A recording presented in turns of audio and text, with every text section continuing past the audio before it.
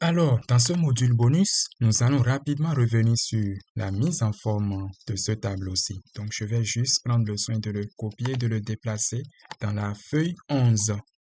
Vous voyez, c'est un tableau qui n'a aucune mise en forme. Vous cliquez juste sur affichage et vous désactivez le quadrillage. Nous allons refaire la mise en forme de ce tableau. Alors, vous pouvez le sélectionner comme ceci après avoir saisi les différents en-tête, prénom, nom, âge fictif, salaire, sexe et la date d'inscription. On suppose que ce sont des employés d'une entreprise fictive, évidemment. Donc, vous saisissez d'abord les prénoms, ensuite les noms de famille, ensuite l'âge fictif, les salaires, le sexe. Et puis, vous pourrez mettre des dates aléatoires. On peut commencer par exemple par la date d'aujourd'hui. On met la date d'aujourd'hui et puis on pourra tirer vers le bas pour ne pas nous fatiguer. Maintenant, pour le salaire, vous pourrez formater le salaire. On va le mettre au format nombre. On le met au format nombre ou bien au format franc CFA, c'est-à-dire au format devise. Donc, vous commencez par sélectionner les différents salaires. Vous cliquez ici sur ce menu. Le menu nombre, ici, il y a une toute petite flèche. Vous pourrez cliquer là-bas ou bien cliquer sur la petite flèche un peu plus haut. Moi, je préfère toujours utiliser la flèche du bas là. Je viens dans monétaire ou comptabilité. Monétaire ou comptabilité, vous aurez la même chose. Ensuite, vous choisissez 0 décimal là.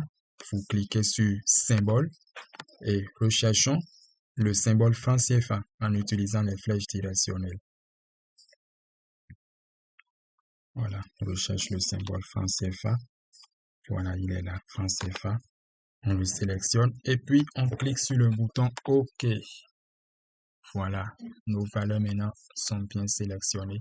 Maintenant, la ligne d'en-tête, nous allons sélectionner cette ligne d'en-tête et lui donner une couleur qui nous plaît.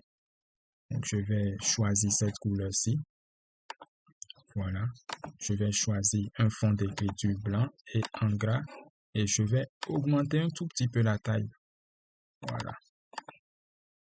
Maintenant, je vais sélectionner les données ici et je vais leur donner une bordure.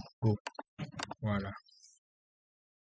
Ensuite, une fois que c'est fait, je vais mettre des pointillés à l'intérieur de mon tableau. Donc, évidemment, je resélectionne encore toutes les données à partir des prénoms de la ligne 2 jusqu'en bas ici. Ligne A2 jusqu'à la colonne F.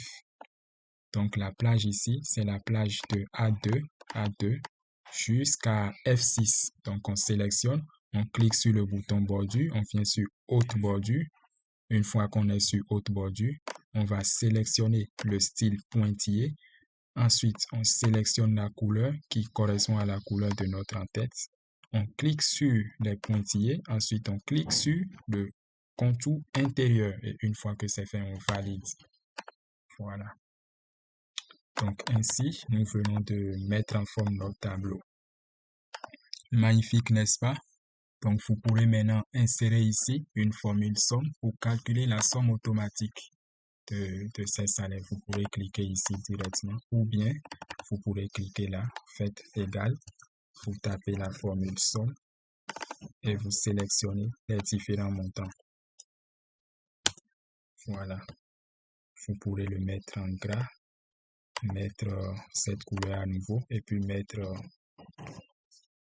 le test en couleur blanc puisqu'on a choisi une couleur de remplissage ici, la couleur de l'arrosoir ou la couleur de fond étant un peu foncée.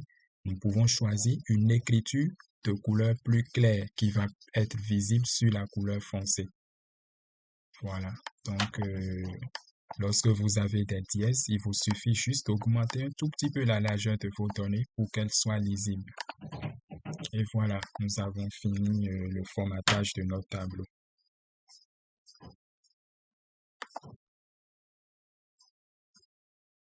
Donc, je vous remercie. Si ce contenu vous a plu, n'hésitez pas à liker, à partager et à commenter. Nous nous disons à très vite pour la prochaine vidéo. Peace.